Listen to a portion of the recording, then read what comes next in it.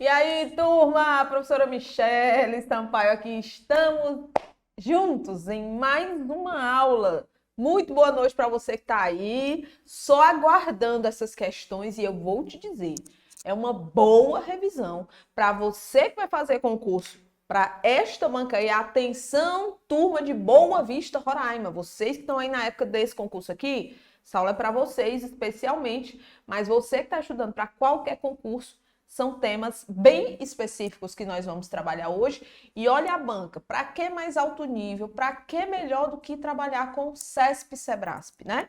E ainda mais, nós vamos trabalhar com a Sebrasp, focando em questões, e aí, ó, turma do Enare, turma que vai fazer Enare, você que vai fazer qualquer outro concurso, porque nós não vamos trabalhar questões de certo ou errado. Aqui, nós vamos trabalhar questões de múltipla escolha neste momento, tá bom? Então, vamos começar? Faz o seguinte, se você está chegando agora nesta aula, faça um grande favor, compartilhe com seus grupos de enfermeiros, técnicos em enfermagem, vocês que estão aí, tá? Assistindo e aproveitando também, não esquece de deixar um like, valorizar os conteúdos gratuitos. Nós realmente nos dedicamos muito nessas aulas ao vivo. Ontem nós tivemos aula para o concurso da PMCE, aula com o professor voltada toda para o edital da PMCE. Então é importante que vocês valorizem esses conteúdos. Então compartilha aí, tem uma setinha aqui.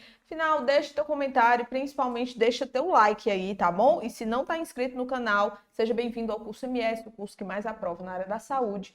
Nós somos um curso especializado em profissionais, em preparação de profissionais da saúde para concursos, residências, processos seletivos, tudo mais, tá? Tá aqui nossas redes sociais, nos acompanha nas redes sociais. A minha é @profa.michele.sampaio. Se no decorrer da aula você tiver dúvidas, ok. Se depois da aula você ficou aí alguma dúvida remanescente, ó, manda para mim lá no Instagram, que são 2 L's, tá?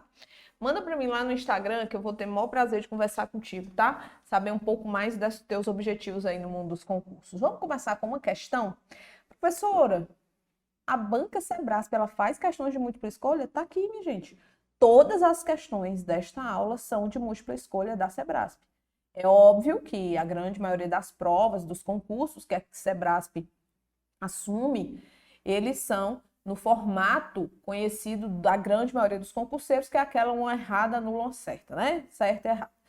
Mas temos sim muitas provas onde a Sebrasp é a banca examinadora e que ela trabalha questões de múltipla escolha. Então vamos começar com a questão interessante de biossegurança. Nessa aula, vou trabalhar com vocês biossegurança, vou trabalhar com vocês algumas questões voltadas para controle de infecção, vou trabalhar com vocês também algumas questões de epidemiologia, e aí eu vou pedir toda a atenção de vocês aqui.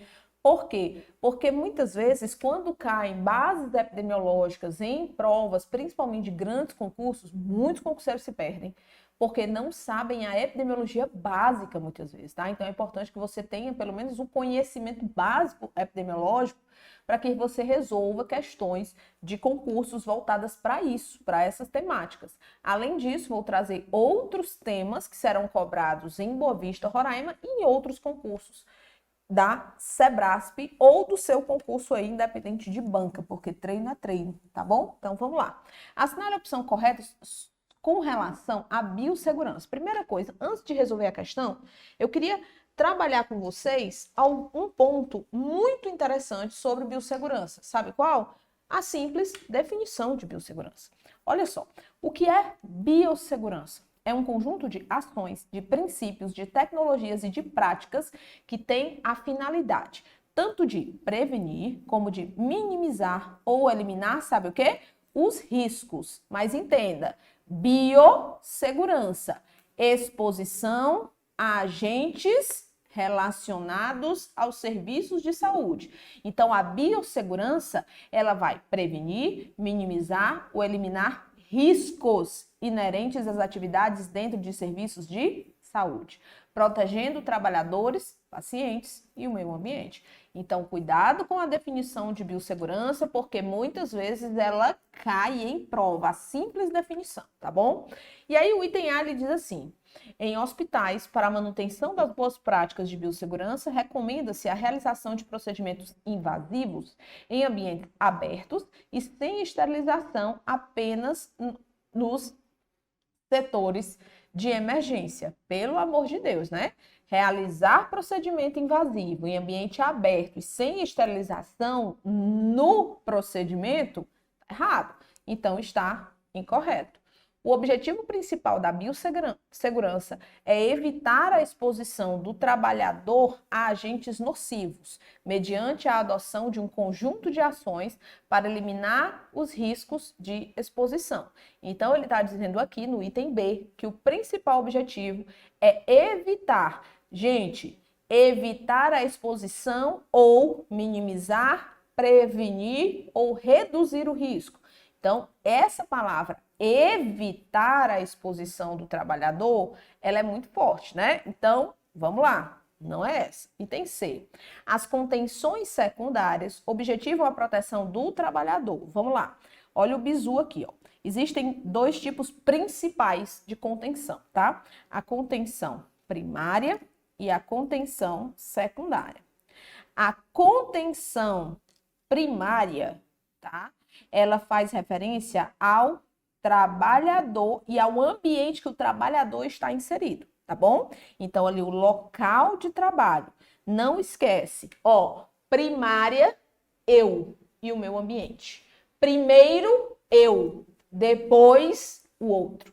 Primeiro, minha proteção, depois, o outro. Então, primária vem de primeiro eu, não esquece, tá bom? E aí, essa ligação vai fazer você responder, vai fazer você diferenciar lá na hora da resposta da sua questão. Professora, e a contenção secundária? A contenção secundária, olha aqui, ó, compreende a proteção do ambiente externo. Então, cuidado, o ambiente de trabalho e o trabalhador é contenção primária.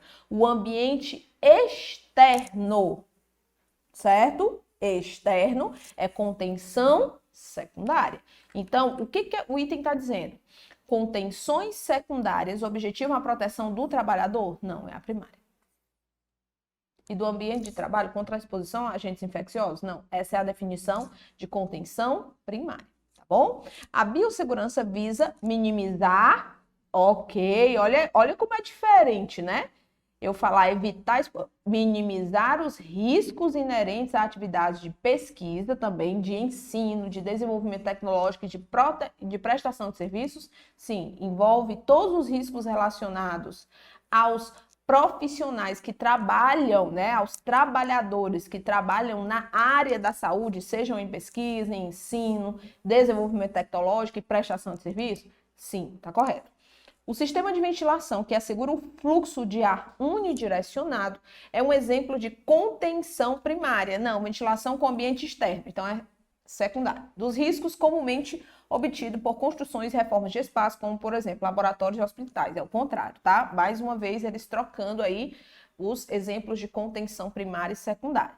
Então, gabarito da nossa questão aqui, ó, D de Deus é bom, primeira questão. Não esquece, aqui eu coloquei para você A definição de contenção primária, primeiro eu, ó, proteção do trabalhador e do ambiente de trabalho, e a contenção secundária, proteção do ambiente externo contra a contaminação proveniente de laboratórios, setores que manipulam alguns agentes nocivos, né, ou diversos agentes nocivos. Vamos para a segunda? Gostaram da primeira? Show de bola, né? Já deu para fazer algumas definições e revisar alguns pontos. Vamos lá. A higienização das mãos, o uso de luvas, apenas quando houver risco de contato com sangue, secreções ou membranas mucosas, uso de óculos, máscara e ou avental quando houver risco de contato com sangue ou secreções para a proteção da mucosa de olhos, boca, nariz, roupa e superfícies corporais, e o uso de caixa de material pérfuro cortante são exemplos de precauções o quê? Cuidado. Olha aqui, ó. Aqui eu tenho universais, contato, padrão, aerossóis ou gotículas. Aqui eu tenho, com certeza, a definição de precauções padrão, tá? Precauções universais também são consideradas, mas, a grosso modo aqui, gabarito, item C. O que diferencia a precaução padrão, por exemplo, da precaução por contato, por aerossóis e por gotículas? Não esqueça, a principal diferença da precaução de contato é porque ela exige o uso de avental, concorda?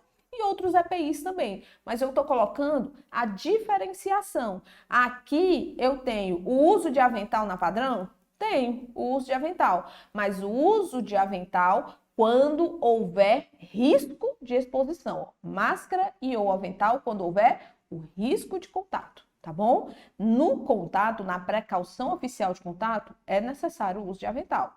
Aí vem aqui, ó, a precaução por aerossóis. A precaução por aerossóis, eu vou precisar de uma máscara minimamente com proteção do nível N95 ou PFF2, tá? Ou KN95. Eu tenho esses três tipos minimamente necessários de proteção para aerossóis, tá? Ah, professora, tem a história do quarto privativo? Tem, para as três. Existem alguns pontos que devem ser observados, mas a principal diferença é o uso de proteção respiratória no caso dos aerossóis. Outra pergunta que você pode me fazer, professora, pode ser que para uma mesma doença eu tenho a necessidade de me proteger por contato e por via respiratória? Sim, com toda certeza. Exemplo claro desse tipo de necessidade, a doença chamada de varicela ou catapora.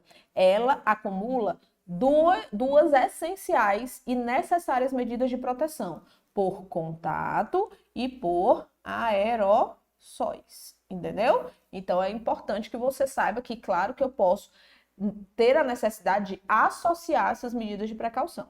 E por gotículas é necessário uma proteção respiratória, tá? Que é feita pela máscara cirúrgica comum. Não esqueça, quando se trata do paciente na necessidade de transportá-lo de um local para o outro dentro do serviço de saúde, ele vai precisar de máscara, mas ele usa sempre a cirúrgica. Tá bom? Então, com medida de precaução para o paciente no transporte, aqui é profissional, tá? Mas no caso do paciente no transporte, na necessidade de transporte, ele vai utilizar sempre a máscara cirúrgica. Mas tá aí o gabarito da questão. Terceira questão, vamos nessa, turma, vamos nessa. Tá rápido? Tá não, né? Então, vou seguir aqui com vocês. Terceira questão. Assinale a opção em que são apresentados, respectivamente, equipamentos de proteção individual e equipamento de proteção coletiva, utilizados no exercício de atividades de promoção e de assistência à saúde em geral, de acordo com o NR 32. Vamos lá, vamos ver o que é EPI aqui e o que é EPC. Só que o que ele quer, o que a Sebrasp quer? Ela quer respectivamente, tá bom? Então, vamos lá. O chuveiro e o lava-óleos, os dois são EPCs. Concorda comigo? Vamos lá, máscara PFF2 é um equipamento de proteção individual. A caixa de pérfuro cortante é um equipamento de proteção coletiva. O óculos e a máscara PFF2, ambos são equipamentos de proteção individual, tá? A caixa de pérfuro cortante, o avental descartável. A caixa é um EPC e o avental descartável é um EPI. Professora, Pode ser, então, a B e a C? Pode não, porque ele quer, respectivamente, EPI e EPC, tá bom? Aqui é EPC e EPI. Luvas de procedimento. Ah, professora, que besteira, né? Um negócio desse. Ou besteira. Não, besteira não. Sabe por que não é besteira? Porque dependendo de como a sua atenção, tá? E a sua condição emocional esteja no momento da prova, uma questão dessa, que nesse momento para você parece muito simples, muito fácil, se for cobrado, e eu nem vou aqui, é questão de técnico e enfermagem do trabalho. Não caia nessa não, porque do mesmo jeito que cai para técnico e enfermagem, cai para enfermeiro, tá bom? Então pode ser que caia no mesmo estilo, sendo que uma prova para enfermeiro. E aí, dependendo da sua situação emocional no momento de uma prova dessa, você erra uma questão dessa por falta de atenção à palavra respectivamente. Então, não diga isso. E pode ser que você perca. Quem aqui já perdeu questões simples? Simples. Tenho certeza que em algum momento você perdeu. Luvas de procedimento e avental descartável, ambos são equipamentos de proteção individual. Concorda? Então, aqui, gabarito B de bem que eu disse que você ia gabaritar todas essas questões aqui que eu trouxe. Vamos para mais uma? Essa é ótima, gostei demais. Olha uma questão interessante que foi cobrada para técnico de enfermagem do trabalho e que trabalha as medidas de precaução. As medidas de precaução de infecções de forma mais específica. E aí eu vou falar a mesma coisa que eu sempre falava lá na nossa preparação do TSE, que também foi Sebrasp. Lá na preparação do TSE, eu sempre falava assim, turma, vocês vão fazer o seguinte, quando vocês forem estudar controle de infecção, vocês precisam estudar aquele manual de prevenção de infecções relacionadas à assistência à saúde da Anvisa de 2017.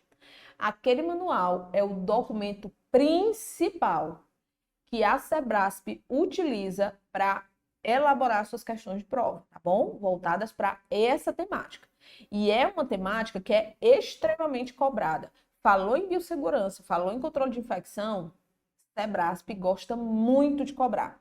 Legislação do Sistema Único de Saúde também, quando está nas suas específicas, Sebrasp gosta muito de explorar essas temáticas, tá? Então, tenha cuidado com o controle de infecção. Mas aí já tô te dando a bibliografia para que você saiba da onde a grande maioria das questões elas saem.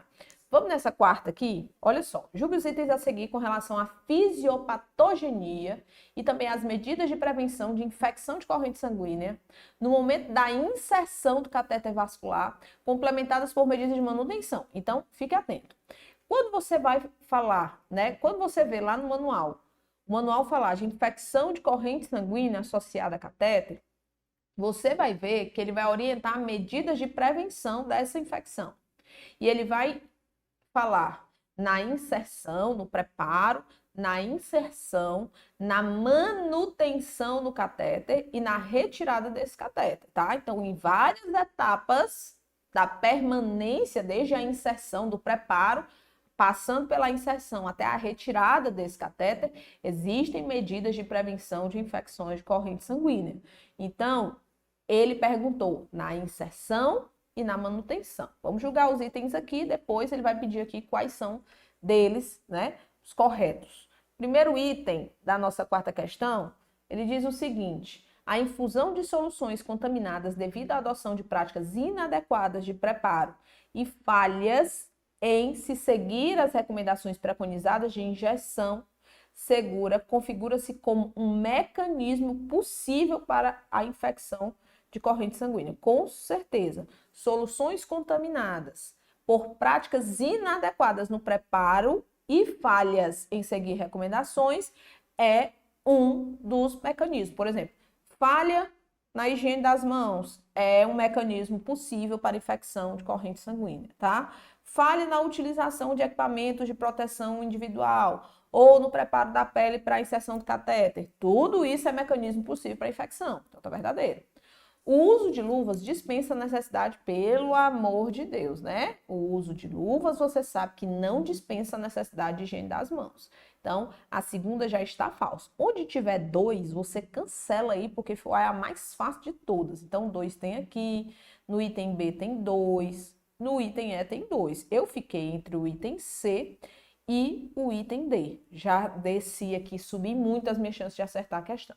Para atender a necessidade da terapia intravenosa, devem ser selecionados catéteres de menores calibre e comprimento de cânula, com toda certeza absoluta, tá? Para atender a necessidade de terapia intravenosa, selecionam-se catéteres de menores calibre e comprimento de cânula. Verdadeiro.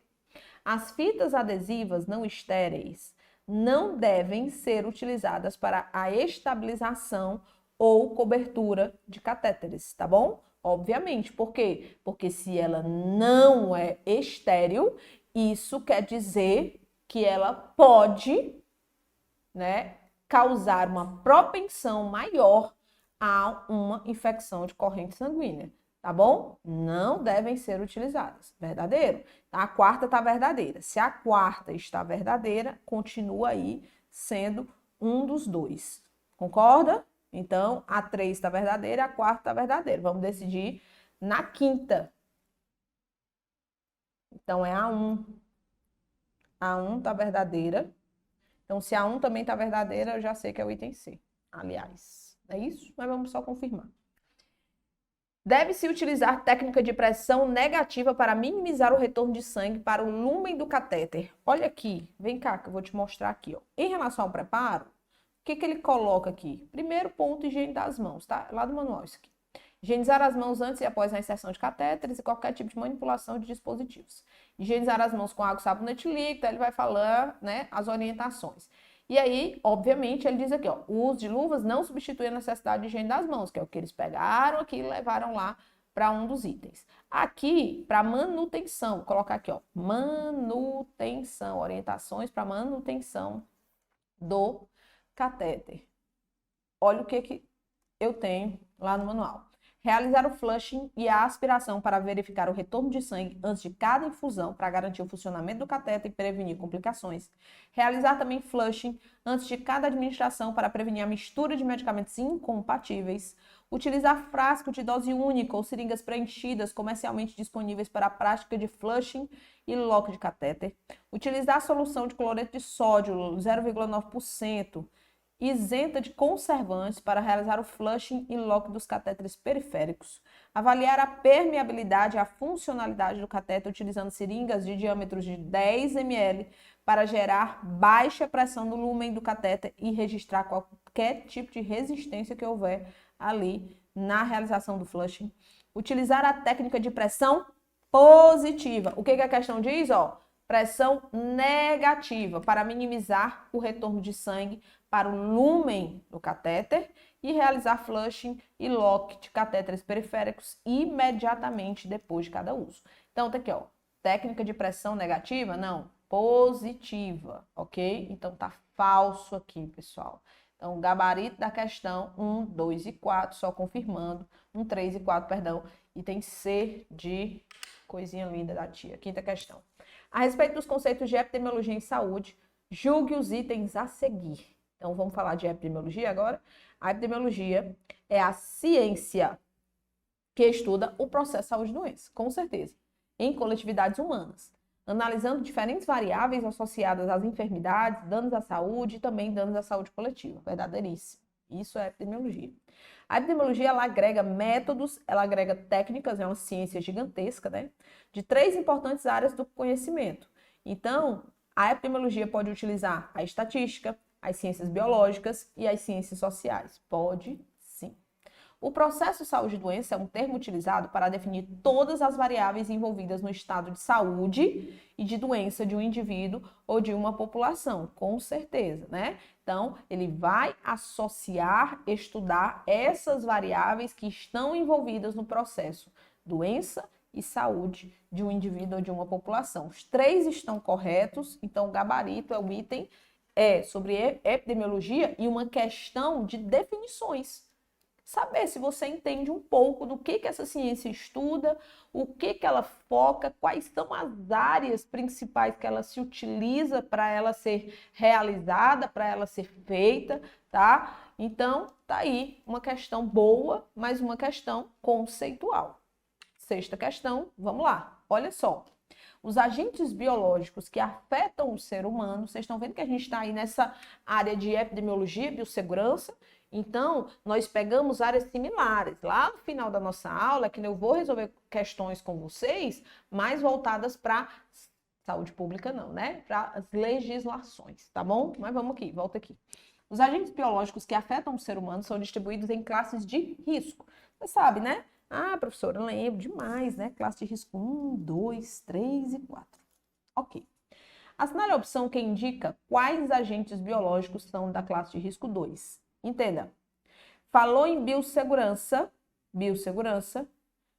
a Sebrasp gosta muito de cobrar itens, tá? Questões voltadas dentro e abordadas dentro da NR32. Essa é mais uma delas, tá bom? São classe de risco 2. Você já sabe que nós temos 4 classes de risco. Cada classe de risco, ela elenca um risco para o âmbito individual e para o âmbito coletivo. E a classe de risco, à medida que ela vai aumentando, tá? Em número, aumenta-se também o risco para o indivíduo e o risco para as coletividades. Ao passo que reduzem-se, tá? Reduzem-se as medidas de prevenção e tratamento, de profilaxia e tratamento para esses tipos de agentes biológicos. Então, é inversamente proporcional em relação a existirem medidas de proteção, de prevenção, de profilaxia, de tratamento, tá bom? Então, vamos lá. Olha só, aqui na classe de risco 1 eu tenho risco baixo para o indivíduo, risco baixo para a coletividade. Classe de risco 2 eu tenho risco moderado para o indivíduo e risco ainda baixo ou limitado para a coletividade. Classe de risco 3 eu tenho um risco alto para o indivíduo e risco moderado, eu vou colocar B de baixo, para você entender, tá? Aqui pode ser baixo ou limitado, tá bom? Moderado para a coletividade. E a classe de risco alto eu tenho A. Deu para entender? Ok? Então, olha só.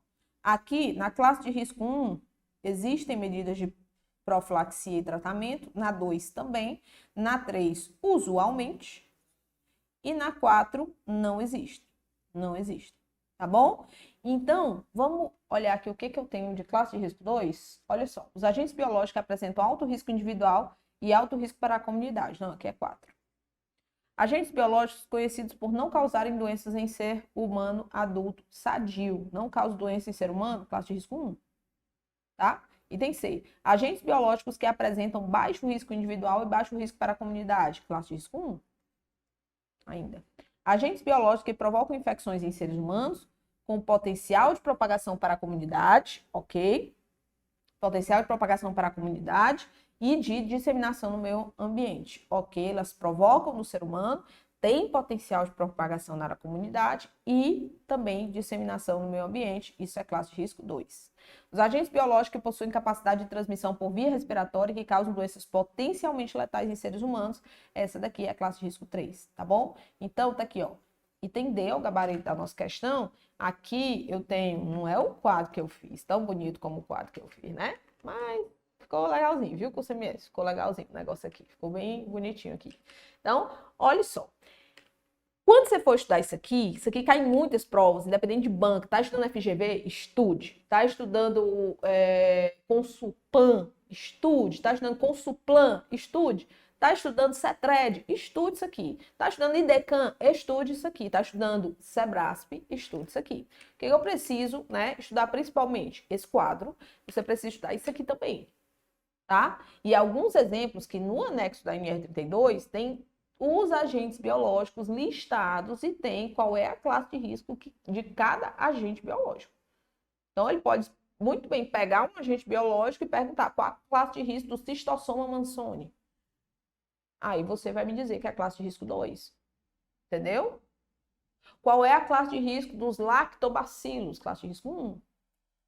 Qual é a classe de risco da Covid-19? Classe de risco 3. Qual é a classe de risco do vírus ebola? Classe de risco 4. Varíola, classe de risco 4. Entendeu? Então, você precisa entender aí essa questão e estudar isso aqui. Ó, classe de risco com baixo risco individual para o trabalhador e para a coletividade. Isso aqui você já sabe. Com baixa probabilidade de causar doença no ser humano, é 1. certo? A classe de risco 2, ó, podem causar doenças no ser humano para as quais existem meios eficazes de profilaxia e de tratamento. Então, pode causar doença no ser humano. A 3, pode causar doenças e infecções graves aos seres humanos para os quais nem sempre existem meios eficazes de profilaxia e de tratamento. E a 4, apresente grande poder de transmissibilidade de um indivíduo a outro. Podem causar doenças graves aos seres humanos para os quais não existem medidas e meios eficazes de profilaxia ou tratamento. Deu para entender aí, né? Então, isso aí também é importante que você estude. Vamos lá sobre a CCIH, a Comissão de Controle de Infecção Hospitalar. Aqui, ó, é com base em uma portaria ministerial. Qual é a portaria? Portaria 2616 do ano de 1998. Bom? Portaria 2616 do ano de 1998. Essa portaria aqui, quando você for estudar controle de infecção, ela é a primeira. Começo de tudo, tá bom? O começo é a principal ali, a base para você ir para os manuais. Mas isso se você tiver tempo para estudar ainda, tá estudando pré-edital para EBSER, pronto, começa na sequência correta. Lá na nossa preparação, quando eu falo, né, dou aula de controle de infecção, eu mostro no começo da aula sempre por onde você deve estudar. O que eu preciso para ter uma boa base para não errar questões de controle de infecção. Você precisa estudar isso, isso, isso, isso. Bom, aí assim eu começo a aula. Vamos lá. A Comissão de Controle de Infecção Hospitalar, CCH, deve ser constituída por profissionais, aula boa aqui para você, essa daqui, você que vai fazer concurso de universidades, tá? IFCE, UFC, Unilab, ou qualquer outra universidade que tenha vaga aí para a tua categoria profissional, você que é da enfermagem. A Comissão de Controle de Infecção Hospitalar, CCH, deve ser constituída por profissionais de nível superior. E aí, turma? Tá certo isso? Profissionais de nível superior? Tá certo, professor. Realizar periodicamente, estou falando da CCIH, tá? A CCIH, ela é dividida em dois membros, CCIH. Ela é dividida entre os consultores, certo? E os executores. Os membros consultores e os membros executores. A 2 diz assim, ó, realizar periodicamente uma revisão de normas institucionais de combate às infecções hospitalares. Isso é uma atribuição das CCHs? O que vocês acham? Promover atividades educativas de prevenção e controle de infecções dirigidas ao quadro de profissionais de saúde do hospital, ok, verdadeiro. 1 e 3 é o gabarito. Gabarito da nossa questão, da 7ª questão, o item é o item D, de Deus é bom. Olha aqui, ó, eu tenho aqui os membros. CCH deve ser composto por profissionais da área de saúde, de nível superior, formalmente designados. Os membros são de 2 tipos, consultores e executores, tá bom? Então, ó, nível superior. O presidente ou coordenador da CCH será qualquer um dos membros da mesma indicado pela direção do hospital. Os consultores serão representantes dos serviços médico, enfermagem, farmácia, microbiologia e administração. E os executores, eles vão representar o SCIH, tá bom? E eles são encarregados da execução. Executores, eles executam as ações programadas de controle de infecção hospitalar.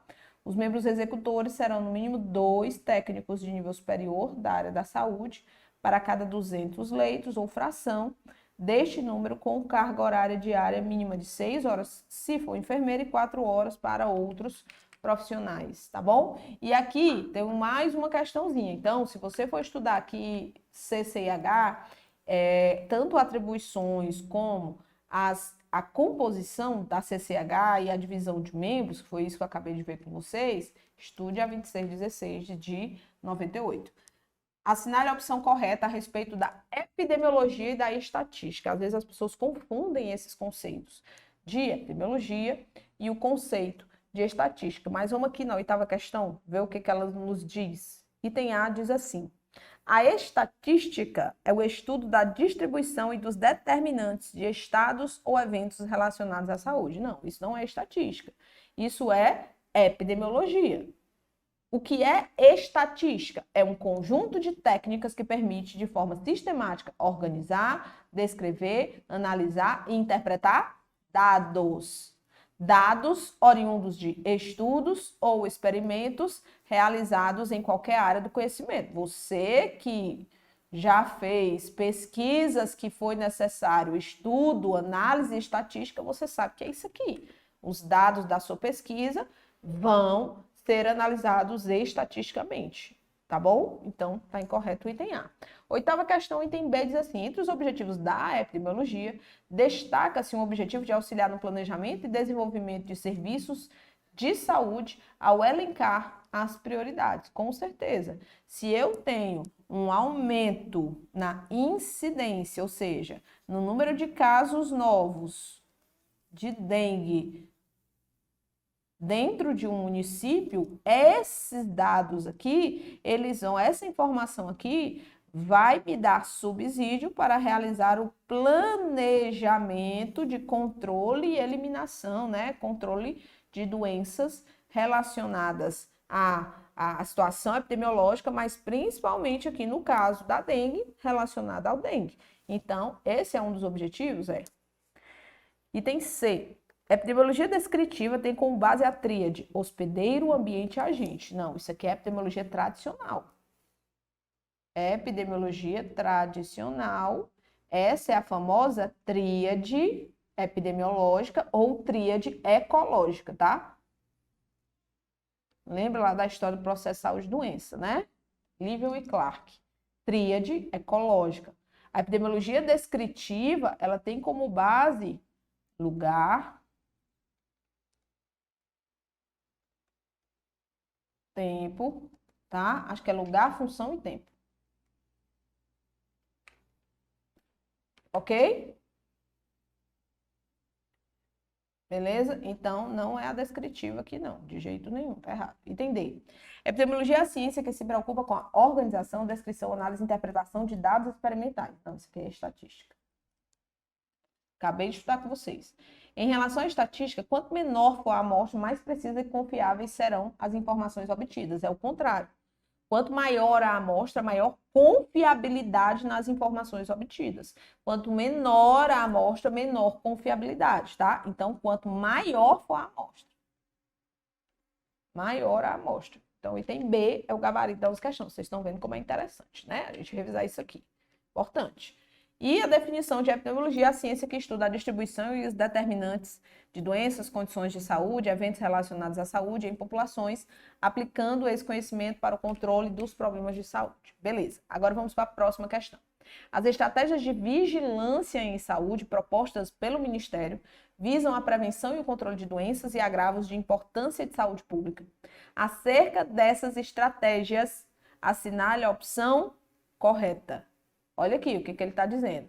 Estratégias de vigilância em saúde propostas pelo Ministério visam a prevenção e o controle de doenças, agravos de importância em saúde pública. Acerca sobre as ações de vigilância em saúde, as estratégias, vigilância em saúde do trabalhador, vigilância epidemiológica, vigilância ambiental em saúde ambiental, vigilância sanitária. Aí eu tenho vigilância da mortalidade, do óbito materno, do óbito infantil. Eu tenho vigilância das coberturas vacinais, cobertura vacinal, ou seja, o âmbito da vacinação.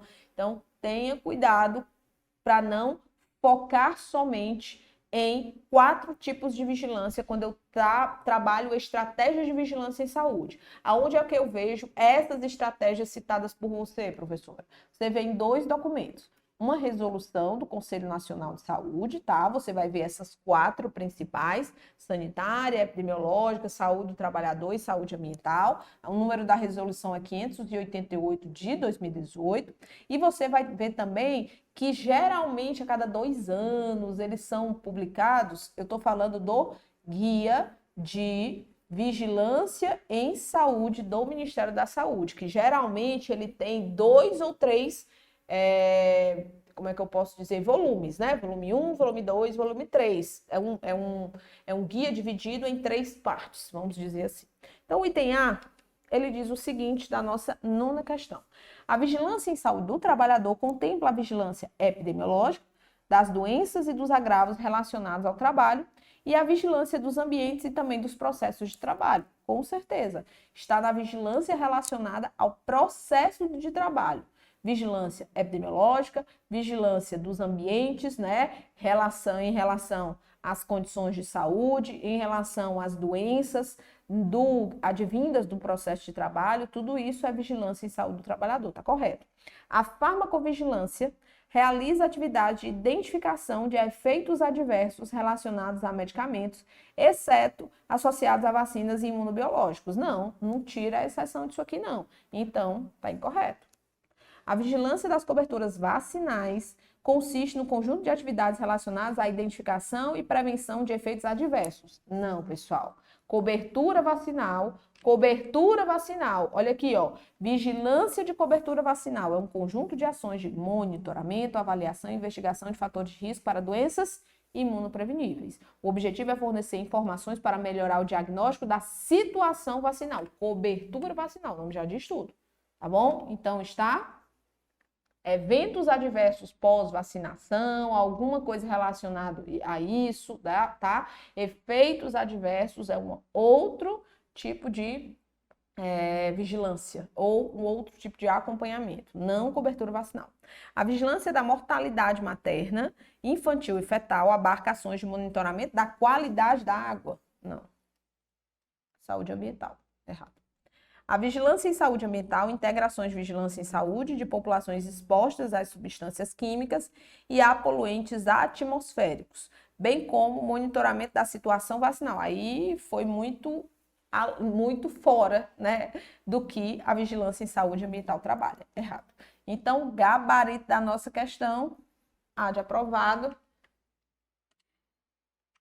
E aqui eu tenho a definição de farmacovigilância, tá? Atividades relacionadas à identificação, avaliação, compreensão e prevenção de efeitos adversos ou problemas relacionados ao uso de medicamentos. Coloca exceto imunobiológicos não, tá bom? Então, vamos na 10ª. Com referência ao Sistema Nacional de Vigilância em Saúde, assinale a opção correta. Sistema Nacional de Vigilância em Saúde. Existe uma portaria ministerial desde 2004 que ela regulamenta as atribuições dos entes. O número da portaria, vou anotar aqui para vocês, é a 1172 do ano de 2004. Ela regulamenta a NOB, Norma Operacional Básica 96, tá? Estabelecendo as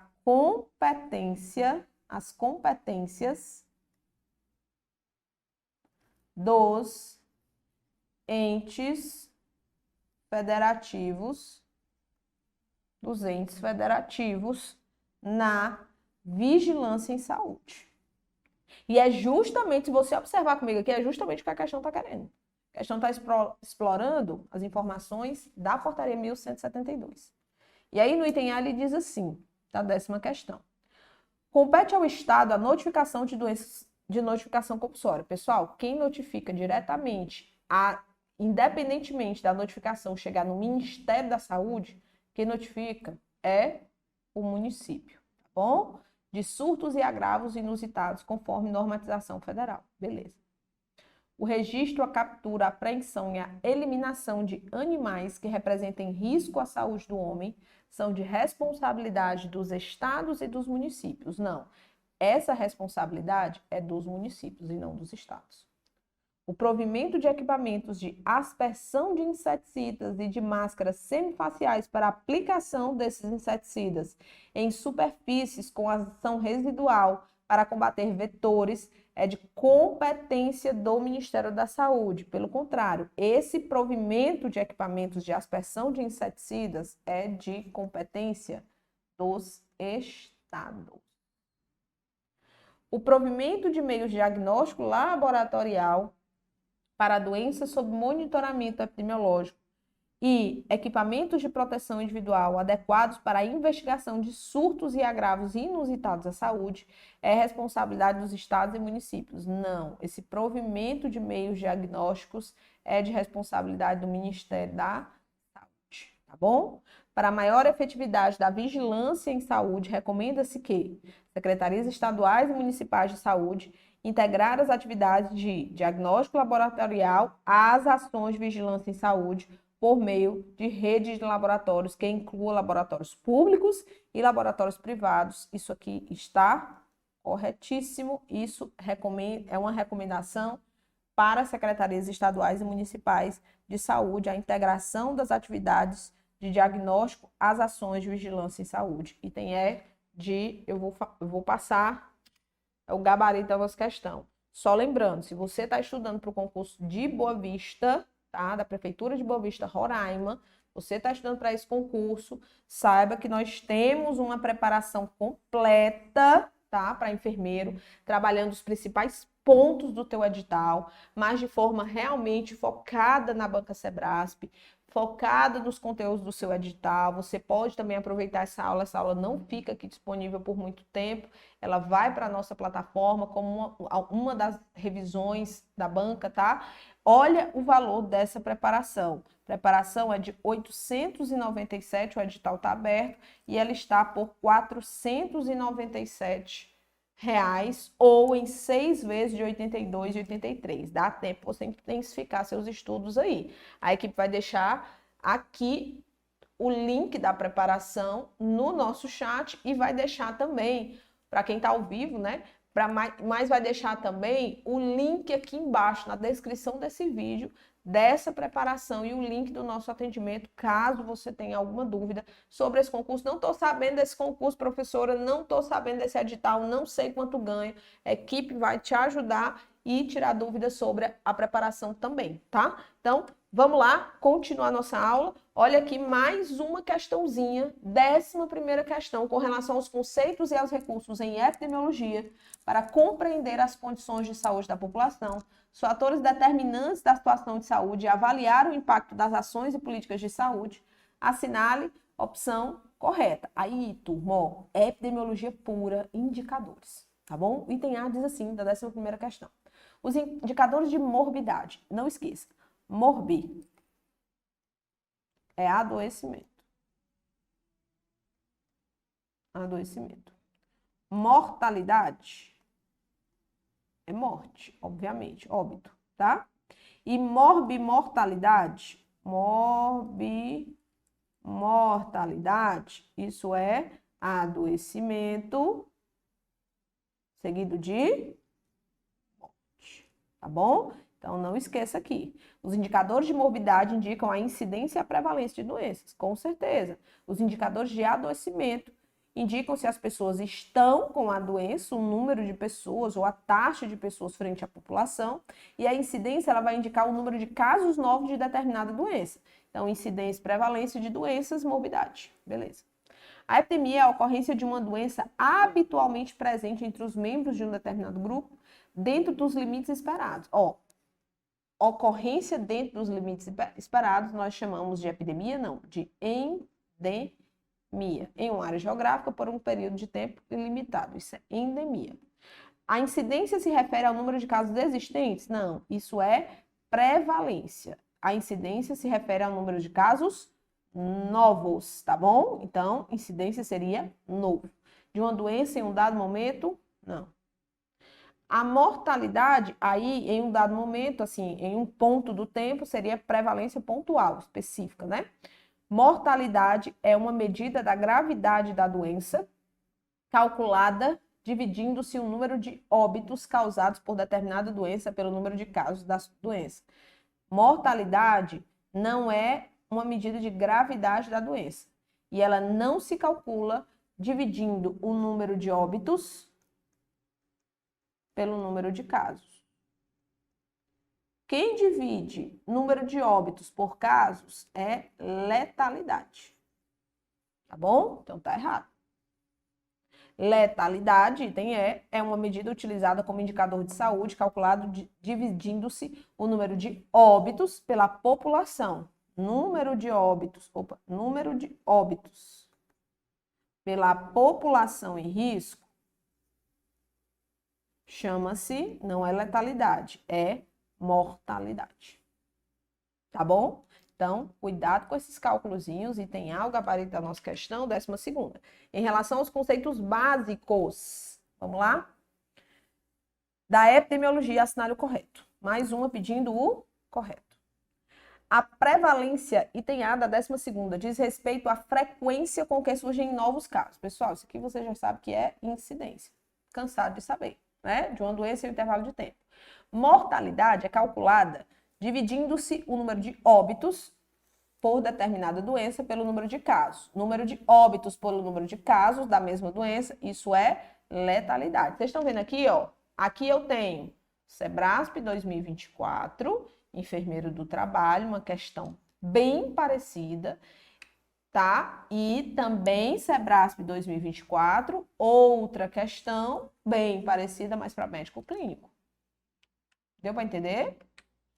Olha como cai parecido, né? Endemia é elevação brusca e inesperada e temporária da incidência de uma determinada doença, ultrapassando valores esperados para a população de um período. Não, isso aqui é uma epidemia. Letalidade é calculada dividindo-se o número de óbitos pela população. Não, isso mais uma vez é mortalidade. Quase a mesma coisa. Pandemia é a ocorrência de um agravo caracterizada por uma larga distribuição espacial, atingindo várias nações, tá? Não só, é um aumento também abrupto. Faltou isso, né? Faltou dizer que era um aumento abrupto na incidência, abrangendo uma larga distribuição espacial, atingindo várias nações, muitas vezes vários e vários e vários continentes. Então, o item mas eu acho que ficou um pouquinho ainda aquém do que poderia ser essa definição de pandemia, certo? Mas o item de todos, com certeza o item é o melhor. No contexto de saúde pública, no Sistema Nacional de Notificação de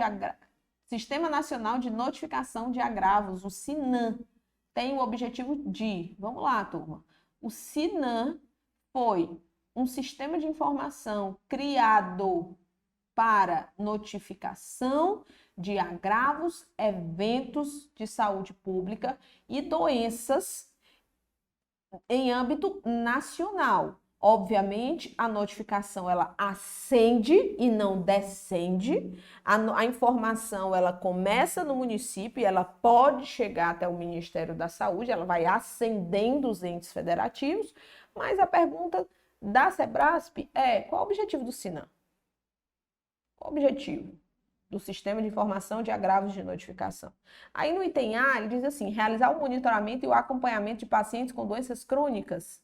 Não, né? Acompanhar e monitorar pacientes com doenças crônicas? Não. Realizar o monitoramento da distribuição de medicamentos? Piorou. Realizar o monitoramento do tráfego de medicamentos?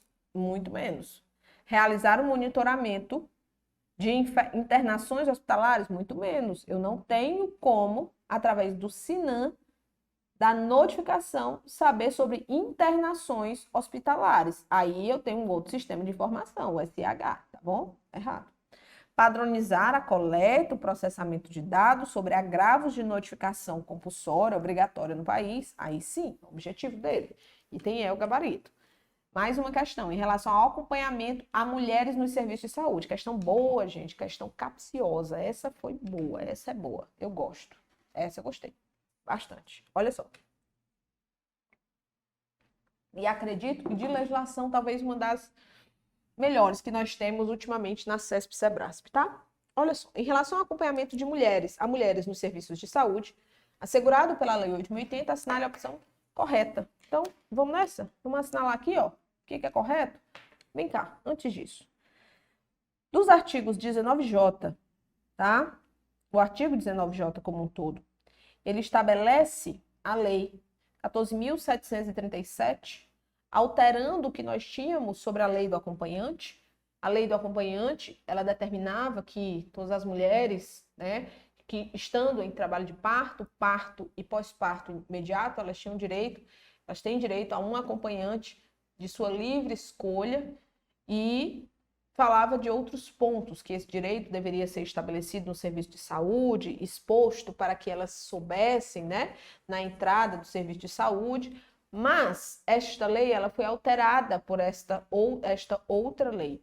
E agora, a lei do acompanhante não é só para mulheres que estão em pré-parto, parto e pós-parto imediato. É para as mulheres. O direito ao acompanhante é para as mulheres.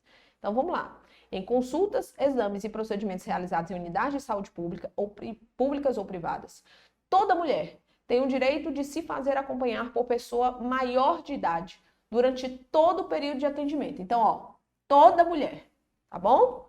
Desde 2023. Durante todo o período de atendimento, independentemente de notificação prévia. As questões gostam muito de colocar necessitando de notificação prévia. Não, independente. O acompanhante será de livre indicação da paciente ou, nos casos que a mulher estiver impossibilitada de manifestar sua vontade, do seu representante legal. Então, o representante legal escolhe o acompanhante e estará obrigado a preservar o sigilo das informações de saúde que tiver conhecimento em razão do seu acompanhamento. No caso de atendimento que envolva qualquer tipo de sedação ou de rebaixamento de nível de consciência, caso a paciente não indique previamente um acompanhante, a unidade de saúde responsável pelo atendimento indicará uma pessoa para acompanhá-la. Então, da unidade de saúde.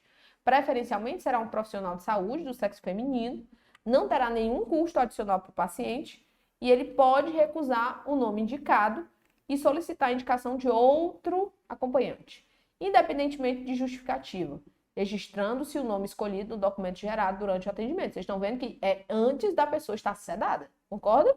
Então, segura aí mais uma. Em caso de atendimento com sedação, a eventual renúncia do paciente ao direito previsto deve ser feita por escrito, após esclarecimento dos seus direitos, no mínimo com 24 horas de antecedência, assinada por ela e arquivada em seu prontuário. As unidades de saúde de todo o país ficam obrigadas a manter o local visível das suas dependências esse aviso que informe o direito estabelecido neste artigo, ou seja, o direito da mulher de ter um acompanhante. No caso de atendimento realizado em centros cirúrgicos ou unidade de terapia intensiva com restrições relacionadas à segurança e à saúde dos pacientes, devidamente justificadas pelo corpo clínico, somente será admitido acompanhante que seja um profissional da saúde. Em casos de urgência e emergência, os profissionais de saúde ficam autorizados a agir na proteção e na defesa da saúde e da vida da paciente, ainda que na ausência do acompanhante requerido. Beleza? Vamos na questão? Ele quer o correto sobre esse direito ao acompanhante. A paciente sedada poderá recusar acompanhantes indicados pela unidade de saúde responsável pelo atendimento mediante a apresentação de justificativa? Sim, ele pode recusar, mas essa recusa tem que ser feita com pelo menos, 24 horas de antecedência. Tá bom?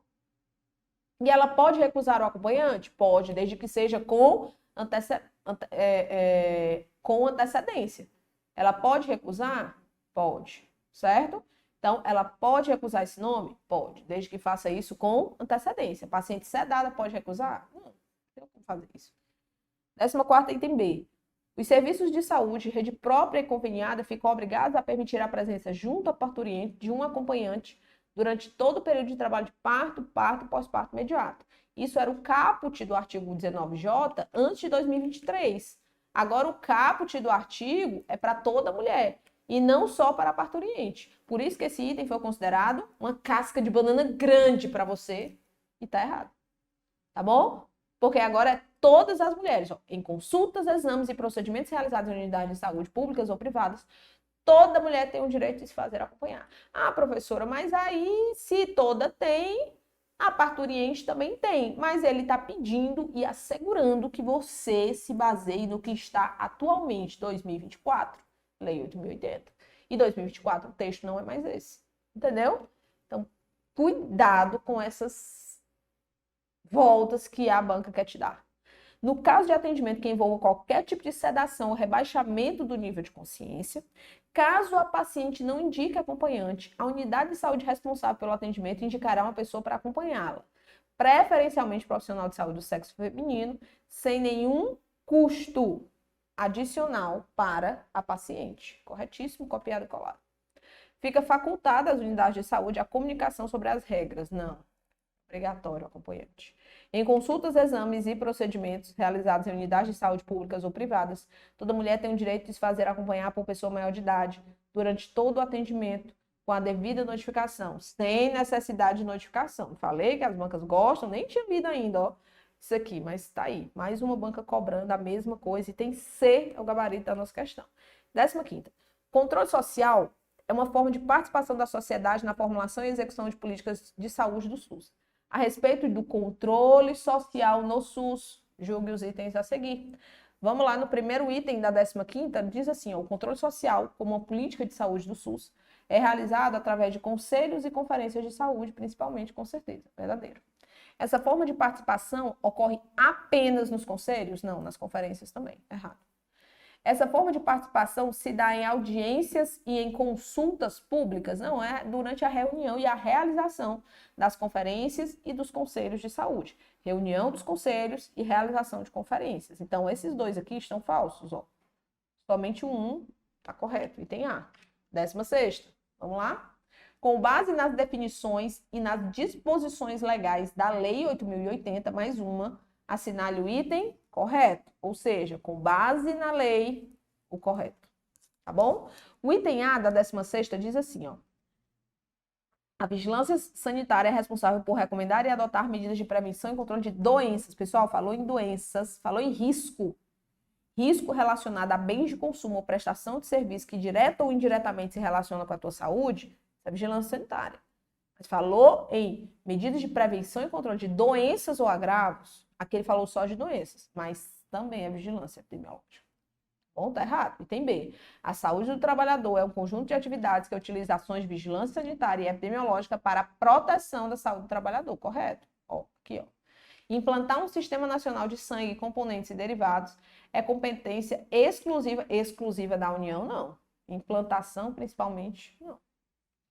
As ações e serviços de saúde executados pelo SUS sejam organizados de forma regionalizada e hierarquizada em níveis que vão da mais alta para a mais baixa, não, em níveis de complexidade crescente. Então, da mais baixa para a mais alta, é o contrário. Tá bom? Errado.